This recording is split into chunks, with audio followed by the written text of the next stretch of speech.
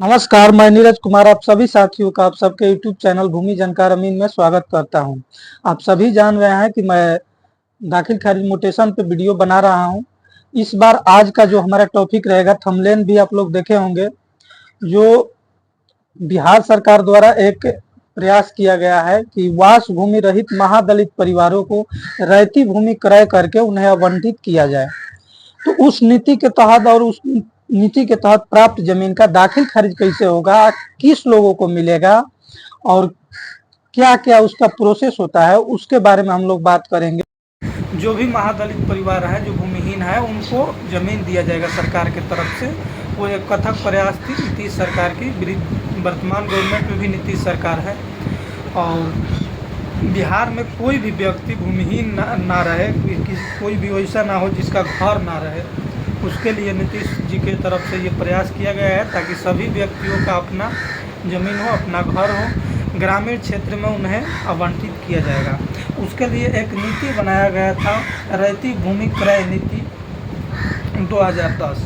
इसमें प्रावधान ये किया गया था कि महादलित जैसे SC ST यानी अनुसूचित जनजाति, अनुसूचित 1, अनुसूचित 2 यानी BC 1 BC 2 के जो भूमिहीन व्यक्ति हैं, जिनके पास वास के लिए भूमि नहीं है, उनको ग्रामीण क्षेत्रों में 3 डिसमिल, अगर सरकारी ज़मीन है तो उसमें से बंदोबस्त किया जाएगा। नहीं अगर सरकारी ज़मीन होगा तो रैयती भूमि खरीद कर, जिस व्यक्ति से ख़रीदा गया उसको पेमेंट करके और ख़रीद करके और उस व्यक्ति को दिया जाएगा। उसी को रैयती भूमि क्रय नीति 2010 के नाम से जानते हैं, जिसके डीड के आधार पे मोटेशन होता है। वो उन्हीं व्यक्ति को दिया जाएगा जिनके पास वास के लिए भूमि नहीं है, यानी बसने के लिए, घर बनाने के लिए कोई भी भूमि उपलब्ध नहीं है, तो बिहार सरकार के द्वारा दिया जाएगा। अब उसका जो विवरण तैयार करना है जिला के कर्मचारियों के द्वारा करना है। हालांकि जो भी नियमावली बनाई जाती है, यह योजना स्टार्ट किया जाता है, सरकार अपने तरफ से स्टार्ट करती है, मैक्सिमम योजना कागजातों पर ही रह जाता है। फिर भी सरकार प्रयास की और कुछ लोगों को भी दी। आगे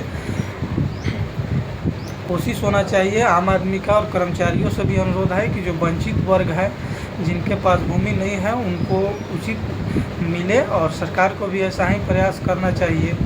हालांकि ऐसा बिहार का स्थिति है ना, और खास हर जगह का, ज़्यादा खास करके बिहार का, कि कर्मचारी मतलब भगवान।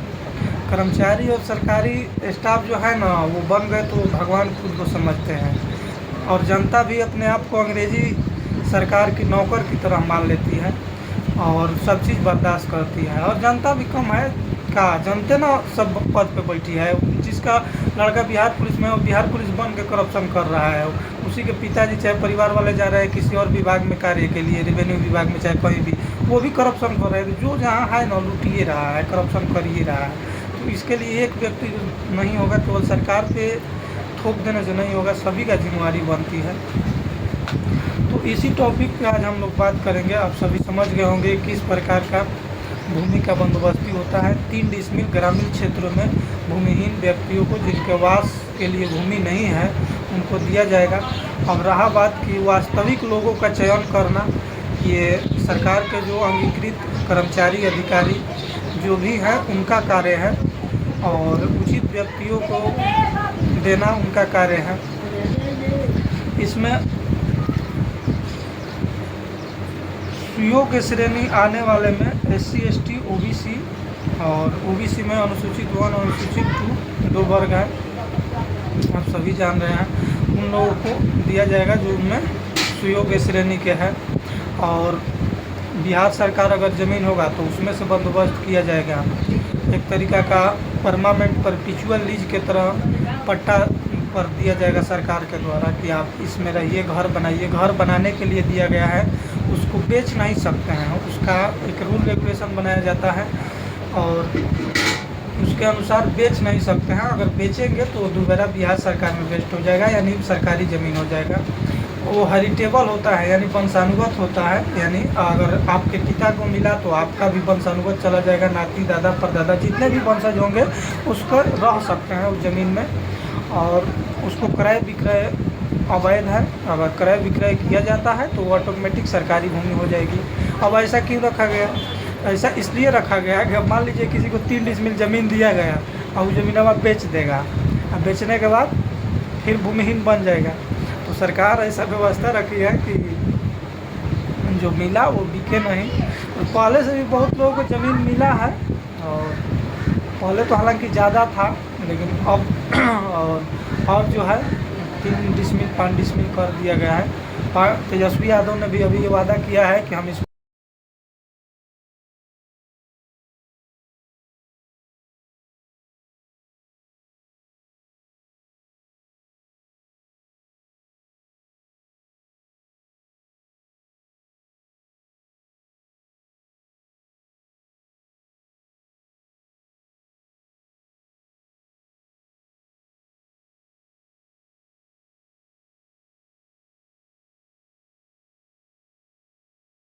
जो भी प्राधिकृत अधिकारी हैं उनके यहाँ रजिस्टर होता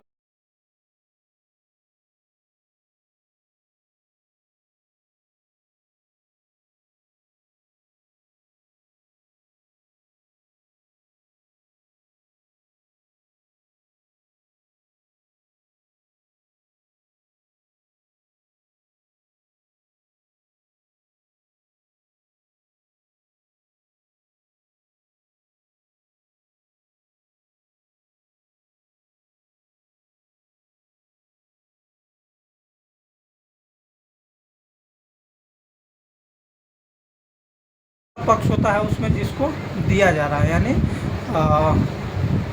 महादलित भूमिहीन व्यक्ति जिसको देना है। तीसरा पक्ष वो होता है जो दिया उसको पैसा मिल जाता है। दूसरा सीओ पक्षकार नंबर 2 होता है उसमें, और तीसरा पक्ष नंबर को दिया जाता है, यानी बिहार सरकार के अंग है सीओ के द्वारा दिया जाता है। और उसको देने के बाद उसमें ये लिखा रहता है कि आप इसको बेच नहीं सकते हैं, आवास के लिए केवल यूज करेंगे, अन्य किसी प्रकार के कार्य उसमें नहीं कर सकते हैं, खरीद बिक्री दान वगैरह वगैरह यानी हस्तांतरण नहीं कर सकते हैं, किसी को दे नहीं सकते हैं। आप खुद के जिम्मे या आपके मरने के बाद आपके वंशज को प्राप्त होगा। हालांकि उस पर आप ज़रूरत पड़ने पे मोर्गेज कर सकते हैं, बंधक रख सकते हैं, लेकिन बिक्री नहीं होगा। अगर बिक्री किया जाता है तो वो अवैध है और वो ऑटोमेटिक बिहार सरकार हो जाता है। इसका यही प्रोसेस है। तो भूमि संबंधित हर लॉ हर जानकारी के लिए आप सभी चैनल को सब्सक्राइब करें, वीडियो को शेयर करें, देखते रहिए भूमि जानकार अमीन। मैं भूमि संबंधित मोटेशन संबंधित हर टॉपिक पे वीडियो बना रहा हूँ। अगर किसी के पास कोई भी प्रश्न हो तो वो मेरे व्हाट्सअप नंबर पे भेज सकता है। चैनल के डिस्क्रिप्शन में व्हाट्सअप नंबर दिया गया है, और किसी प्रकार का अगर ज़्यादा समस्या हो तो भेज सकते हैं, बात भी कर सकते हैं ज़्यादा दिक्कत होने पे। और भूमि संबंधित हर जानकारी मैं चैनल पर डालता रहता हूँ। आप सभी चैनल को सब्सक्राइब कर लें और बेल आइकन ऑन कर लें ताकि नोटिफिकेशन आप सभी के पास पहुँचता रहे। देखते रहिए भूमि जानकार अमीन। जय हिंद।